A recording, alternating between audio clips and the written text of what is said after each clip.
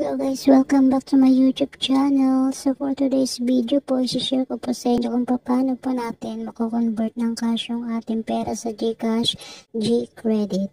Kung kailangan lang po natin ay meron po tayong CIMB bank account at saka po yung ating email na ginamit sa ating GCash account. Dapat po yung active, yung na-open pa po natin kasi doon po isi-send yung instruction. Ayan, i-open lang po natin yung ating CIMB apps. Then dito sa accounts, pwede po ninyong gamitin itong app save. I-click nyo lang po yan para ma-activate. So, balikin tayo sa dashboard. So, dito sa total balance, ang pipiliin ko po rito yung G-Save. Ayan, tapos click po natin yung cash in. Click po natin yung over the counter. Click po natin yung other payment center. Then, i-click po natin itong EasyPay, GCash Payment Center. So, bali, ang minimum po dito guys na pwede nating i-convert ay 1,000 pesos po. By the way guys, kapag ito po ay hindi po working sa inyo, pwede po kayo magpalit. Kung yung G-Save po yung pinili ko, pwede nyo pong piliin yung App Save. So, ayan, click lang natin yung Continue.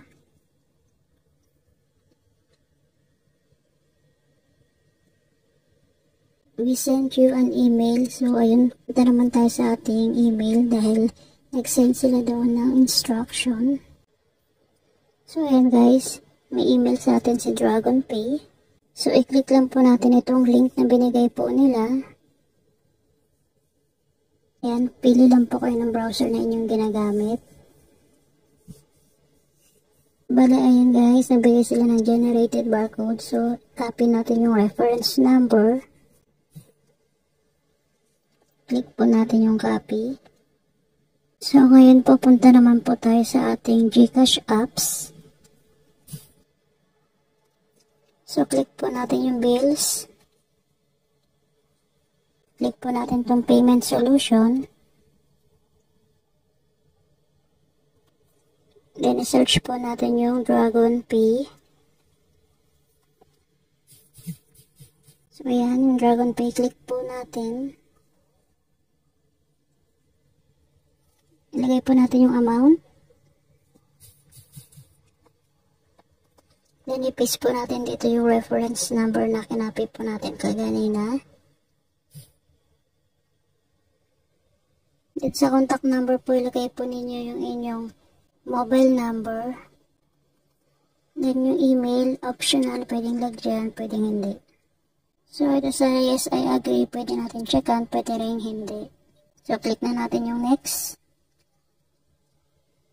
So, yan guys, lumabas yung option. Merong GCash at merong G-Credit. So, click natin itong G-Credit. Then, click po natin yung next. So, ayan guys, click lang natin yung confirm.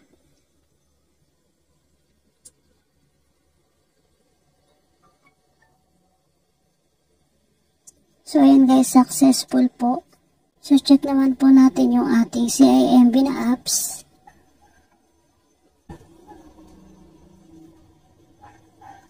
So, ayun guys, successful po. Pumasok na po yung ating 1,000 na kinonvert natin galing po sa ating G-Credit. So, successful po yung ating pagko-convert ng ating G-Credit into cash. So, kung gusto nyo naman po ito malipat sa inyong GCash wallet, punta lang po tayo sa ating GCash account. Ayan, click po natin yung G-Save. So, ayan guys, meron po dito sa baba na CIMB. Kung wala pa po kayo niyan, pwede po kayo dyan mag-register. So, i-click ko po yung aking CIMB. So, ayan siya guys. Nakikita rin po natin yung ating CIMB na apps dito po sa ating GCash. So, para malipat po natin to sa ating GCash wallet, click lang po natin yung withdraw. Then, enter po natin yung amount. Then, click next. Then, click po natin confirm. Tapos, hintayin lang po natin yung OTP. Magte-text po sa ating mobile number. Then, click po natin yung submit code. So, ayan guys, GSave withdraw success. Click natin yung okay. Tignan naman natin yung ating GCash wallet. So, ayan guys, pumasok na po. Nagkaroon na po tayo ng 1,000 sa ating GCash wallet. So, ganun lang po guys, kadali. At kung nagustuhan niyo po yung aking video for today's at hindi ka pa po nakasubscribe sa aking YouTube channel, huwag niyo pong kalimutan na ako ay subscribe kung bago po pa lamang po. At i-click po ninyo ang notification bell para ma-update po kayo sa mga ganitong klaseng video na mga susunod ko pang i-upload. So, ayan guys.